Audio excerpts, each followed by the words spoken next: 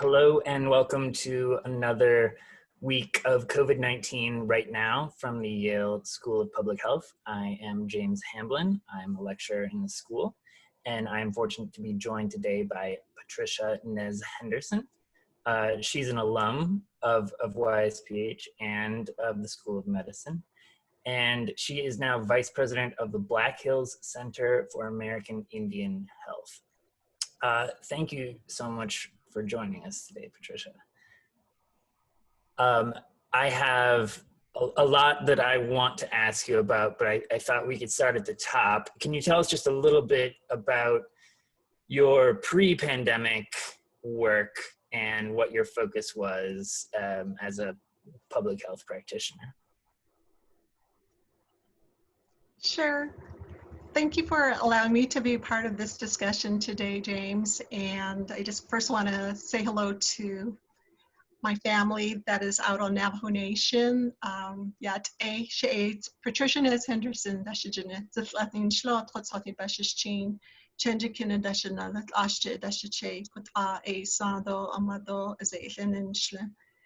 This is my formal introduction. It is always, we're always encouraged in our Navajo culture to introduce ourselves and our clans, because you just don't know when other Navajos are listening to the discussion. So I'm glad to be here on this. I joined the Black Hills Center for American Indian Health right after actually right after med school. That was in the year 2000, and it's a small nonprofit here in Rapid City, South Dakota. And my husband is actually was the one that founded the organization. He's a physician who had worked for many years for Indian Health Service here in South Dakota and found the need for preventive measures. There's a lot of things here in Indian country that can be prevented through public health education. And he did the reverse. He went back and got his master's in public health after getting his MD. And I joined him, and for the last 20 years, my work has primarily been focused on commercial tobacco and really working with tribes and tribal communities and addressing this pandemic. I see it as a pandemic in our communities, and really, I guess, encouraging our communities to respect ceremonial tobacco, to bring that back. So that's been a big focus of my work before COVID. I gotcha. So you're focusing on a ceremonial role for tobacco and balancing that with public health measures to prevent widespread smoking. Is that right? Absolutely. And there's a long history, and we certainly could have a different discussion about that, but how basically it was a federal policy that was put in place in the 1800s that forbid tribes and tribal communities not to practice their ceremonies, which included the use of ceremonial tobacco in many communities. So during this time period, many tribes and tribal communities actually incorporated use of cigarettes into their ceremonies. So over the past 20 years, we've been trying to disconnect or separate the two for our tribes to understand the differences. So my work has really involved working not just with Indian Health Service, with health organizations, but with tribal communities, including tribal healers. Okay. Well, yeah, I mean, the question about tobacco regulation is germane, because I wanted to ask about the cultural differences in public health measures that address this pandemic, and how nuance is required in certain areas. And so maybe we could start with how did your life and work change once the pandemic hit? Is that now the focus of much of your work? Absolutely. A lot of my attention over the last several weeks has been with, working with Navajo Nation. We have staff that work directly with Navajo Nation, so they're probably out there right now trying to kind of figure out our next steps. I think I'll start with the personal side first. My family and my brothers, my siblings, and many relatives still live on Navajo Nation. So when COVID really hit Navajo Nation, it had impacted my family immediately. And yeah, so it's just been one crisis after the other for them in terms of being diagnosed and then maybe even being hospitalized. It's just been very, yeah, it's been very hard, I guess, being here in Rapid City and not being able to go back to the reservation. Just to help my family, to help my community it's been very trying. And it's really certainly uncovered a lot of things that we knew were already there. You know, for example,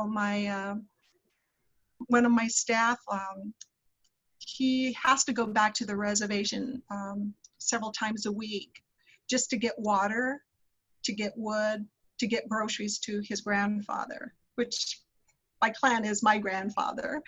So we're very closely related. So my grandfather lives in an area that is very isolated. There's no running water.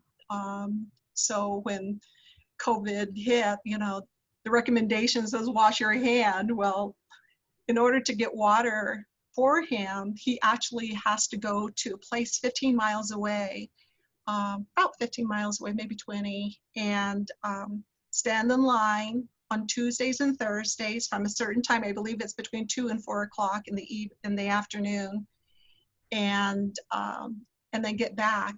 And then food's the same way. There's just one grocery store that is probably, again, 20 miles away.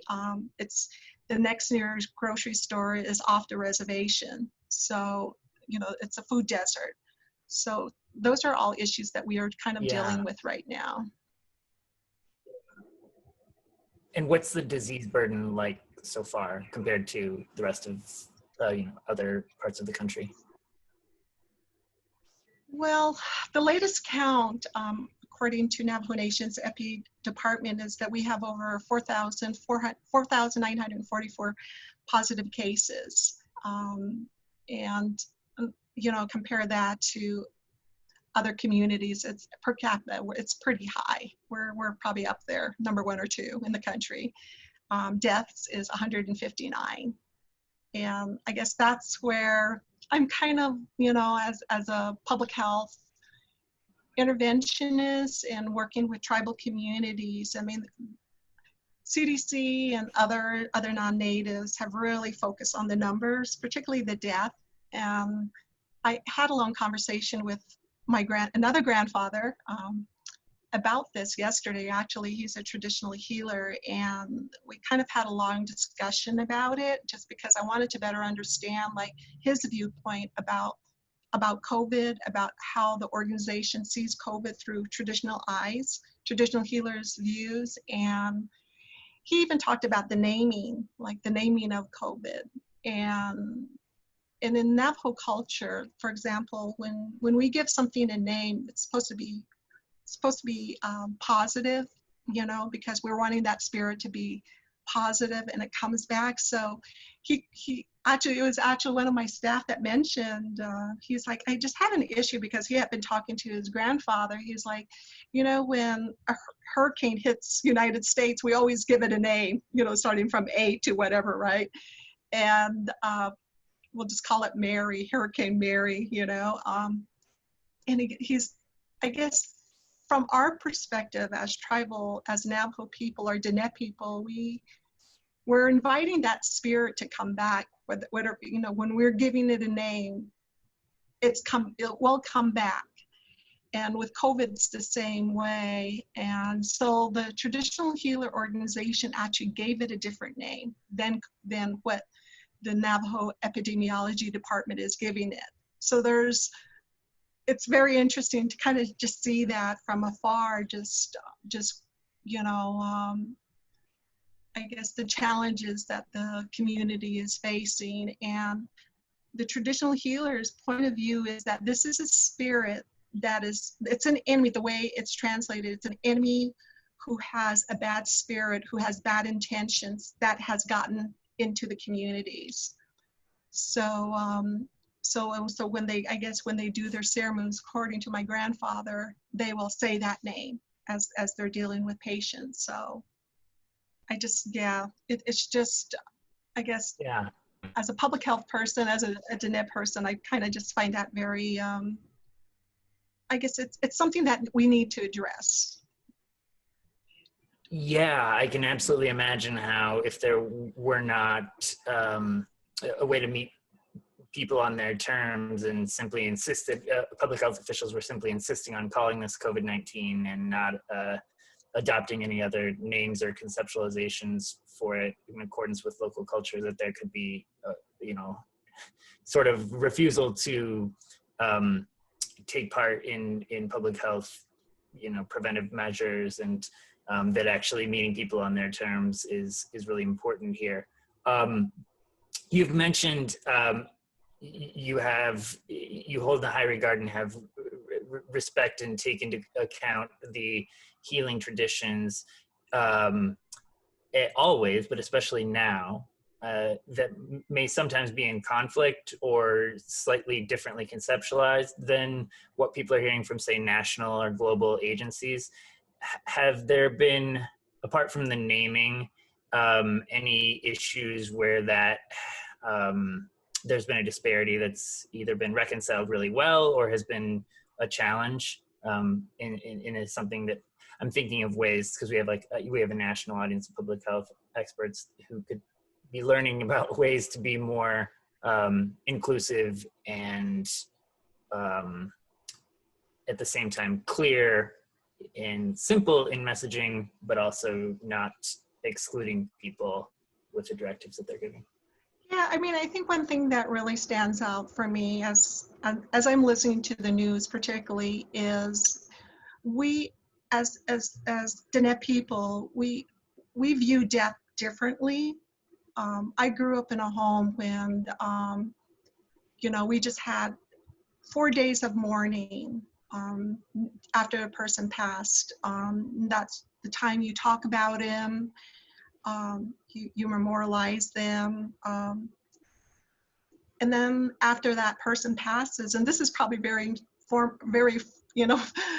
very strange for many people, but after that, you don't ever talk about them again. You don't go to their grave sites. You don't have pictures around them. And I remember going to my grandmother's house and seeing a photo it was a family photo, and my uncle had passed, and his face was cut out, and Wow.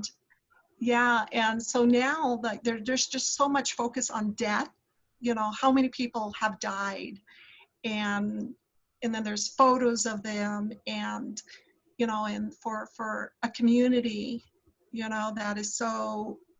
that have really strong ties to the culture. It's just really, I know that a lot of our Navajo people are having problems with that, like just really focusing on, okay, how many, like 159 people died. And then we start memorializing them, we start talking about them, getting them on Facebook, showing their stories. This is after the 4-day period, right? So I think even that, I think it's a struggle for Navajo nations, because there's not that 4-day period to kind of mourn over that person's death. So we're at a very, I guess, a difficult time for us as a nation, as a tribal nation. Do you feel like, I get the sense that nationally this 100,000 deaths number has been important just in terms of helping people step back from the day-to-day and realize the scope and importance of this, and help motivate people to continue to adhere to directives about social distancing and shutdowns, and not start to get complacent. Do you feel like that same force is sort of important for public health efforts in the Navajo Nation? If we don't have, if you were to not keep an eye on these tallies, then people might lose a sense of this actual seriousness of the virus, or do you think that's not necessary? I think it has to be reframed in a different way. I mean, for the Navajo Nation, at least, I'm kind of speaking from my own personal experience, being Navajo and growing up on the reservation. I think reframing something in a different light can really bring out the need, for for an intervention, for example. We, like, when we were doing our work in, when we were doing our work with tobacco, for commercial tobacco, right? And we just kind of really focused on death, how many people have died, and like, 440,000 people die each year, and, just really death focused, right? And like coming, with CDC guidelines. And two of my staff came forward and they said, we got to reframe this because Navajo people are not understanding this.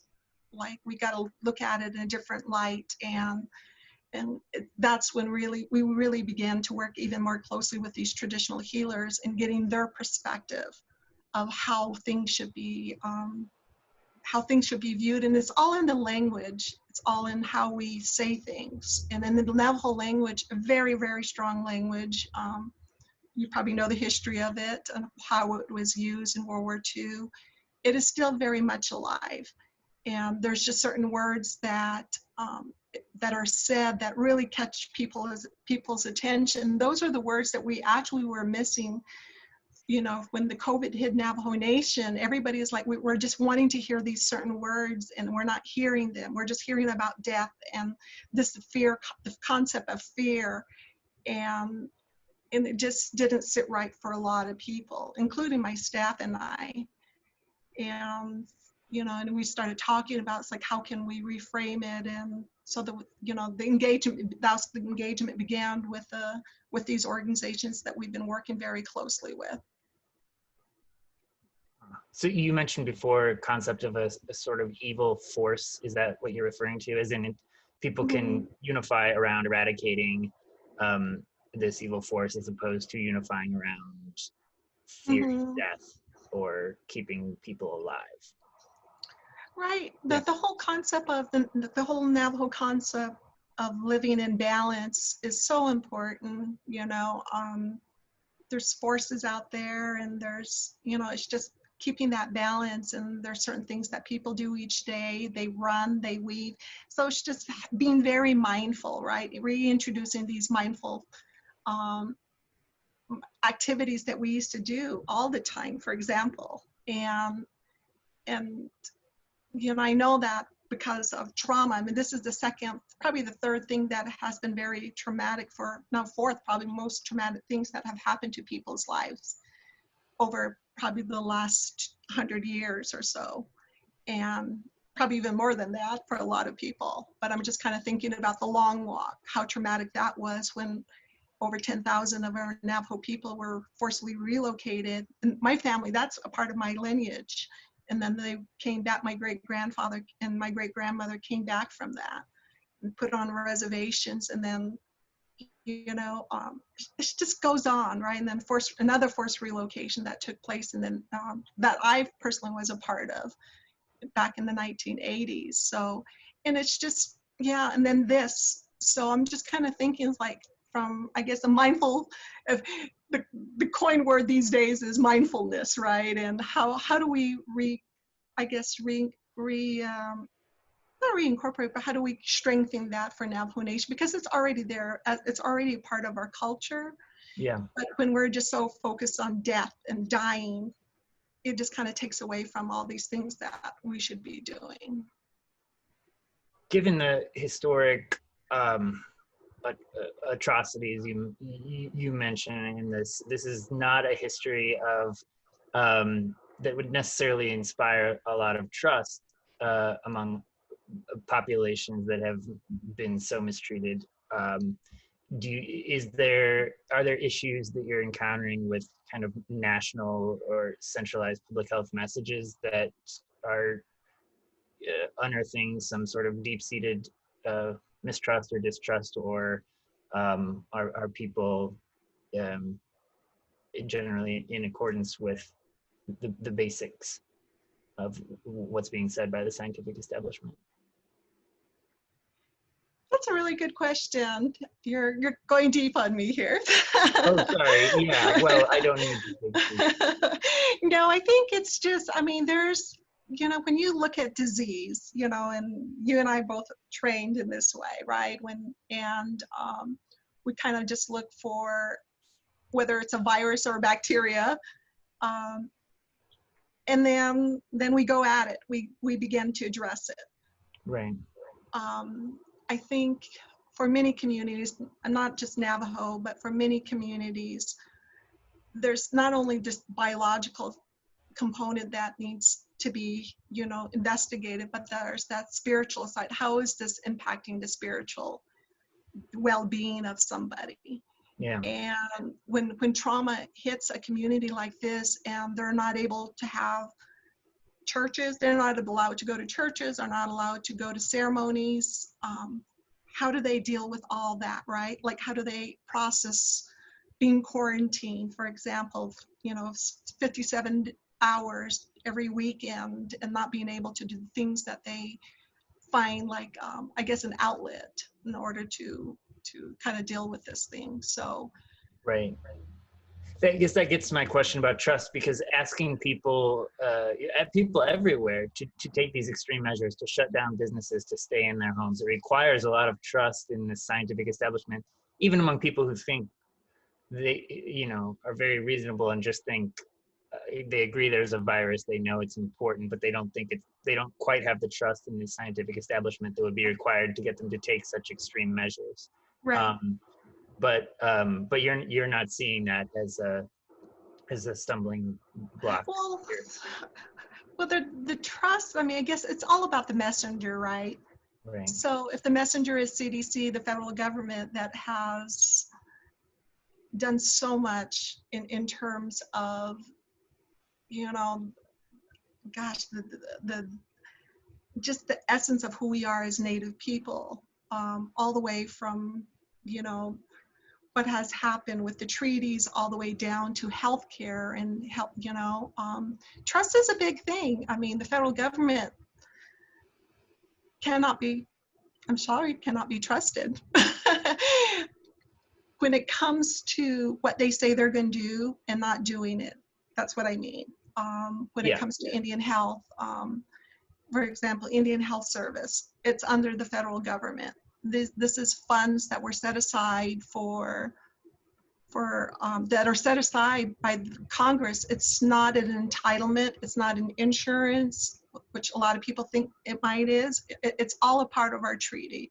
You're dealing with sovereign nations, and when you're dealing with sovereign nations, we always bring back the treaty between the tribe and the United States, and under that, there's healthcare. We gave up this land, this beautiful land, just so that you can enjoy it. But in exchange, we should be giving like great healthcare, yet that's not happening. So there's that distrust, and I think a lot of, especially my President Naz, and our council of delegates, they're really kind of like looking at Indian Health Service as like, and I know they have their hands tied. We have some excellent people there, Indian people there, American Indian people that are trying to get funding for Indian Health Service, but they have been chronically underfunded for many, many years. Yeah. You compare just how much a patient at an Indian Health Service receives per year is like, what was the numbers, 3,700. Whereas a person who is on Medicare receives $12,000. A person who is in prison, federal prison right now, receives better health care than us as American Indians from Indian Health Service. And so it's just a lot of education. I guess it goes all back to our leadership, our elected leaders, all the way from President Trump to those that are in office. And right now we have 2 American Indian women that are in Congress, first time ever, and they're advocating. But it's just, it's just really, really frustrating. I mean, I've been doing this for 20 years, and the change, I have not seen too much change on Navajo Nation when it comes to healthcare delivery and public health. I mean, it's just, And like you mentioned earlier, there are people living without running water, which even if you were to have match the healthcare spending, there are factors like that go into preventive care and just basic ability to quarantine at home, which become impossible when you're in a food desert, where you don't have basics like running water and you can't wash your hands easily. So it sounds like this transcends even the medical system. Um, I would like to jump to a listener or a viewer question, um, and then we can wrap up. We have one here about vaccinations. Are there any healing traditions or cultural issues that you would foresee if and when a vaccine becomes part of the picture? That's a really good question. You know, a lot of these if you look at medications that we currently use in, for example, Digoxin, for example, that's a native plant that native people have been using for centuries, right? So if there is anything, there's probably a cure out on Navajo Nation that we're not aware of. So absolutely, not that I know of, but there's that possibility. That's why I say I advocate is like we really need to work with these traditional healers that have the knowledge to, you know, I always say they certainly are more, they're a lot smarter than me in many, many, many ways. So, you know, if there's an answer out there, they probably do have it already. But in terms of, I guess we just have to work with them. I guess that's Right. my message. Yeah. Yeah. Do you think that having people involved earlier in the process in the testing and development of vaccine would be more helpful, or would it be better to have something that was I don't know how to build maximal, trust and transparency in a process like this, of which many people are already distrustful, and there's already a lot of concern about, you know, potential for limited uptake of a vaccine. Do you see any way that that issue could be, headed off or try to minimize before it becomes It's, right. I mean, it all starts with, right. It all starts with relationships, right? And, you know, and I think that's what the traditional healers are looking for is these relationships with scientists, with pharmaceutical companies. I mean, I don't think, I mean, they're, you know, they're wanting to be a part of that. They're wanting to be a part of this next phase. And I know that because we've been working really closely with them for many years. And and I think it's just kind of sitting down with them, having them be a part of this discussion is really important. Whether it's with Merck or any other pharmaceutical companies that are out there. I say this because, like, our Navajo people see everything with a spirit, you know, and that's something I really come to understand, that tobacco leaf. The tobacco leaf has a spirit. Its intentions are good, right? And then we as man decided to put all this other stuff into it, and then it became harmful. So when we look at vaccines, for example, and we find it from a plant, for example, like, we need to kind of have these traditional healers kind of be there to guide us, to help us, like, hey, you know, maybe we need to do X, Y, Z instead of doing what you're doing. Yeah. I see it. I mean, I think over, you know, that would be my goal actually over the next several years as I kind of continue on this track, is to have them be really be more a part of our discussions at the national level and international level. Yeah. I think there's something very literal to the spirit in which vaccines are developed and the messaging surrounding them, that it's either done in a top-down way where it's studied and people are told they have to take it, or it's done in a more collaborative way where where the process is very transparent, and it takes into account concerns up front, and it's affordable, and it's accessible, and it's delivered in ways that are culturally appropriate. And I feel like that's always something that's very important, but especially in the months and years to come, that'll be something that will just be, there's this magnifying glass on it right now. Absolutely. Right? Well, thank you so much for your perspective. Is there any closing remarks, that anything I didn't ask about, or that you wanted? Sure. I think the Navajo Nation has received so much publicity over the past month or so. It's highlighting, all the, I guess, all the challenges we've been facing for many, many years. But, we're strong. We're strong. We're a strong nation. We're resilient,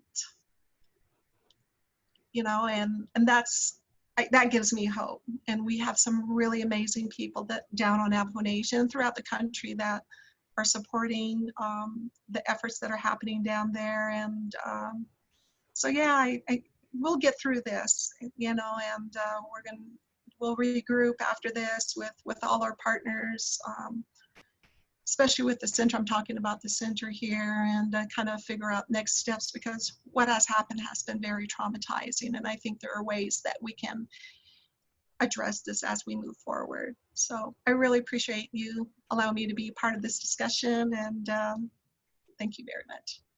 Thank you so much for your work. It was enlightening to speak with you, Patricia Nez-Henderson. Take care. Thank you. Bye-bye. Bye.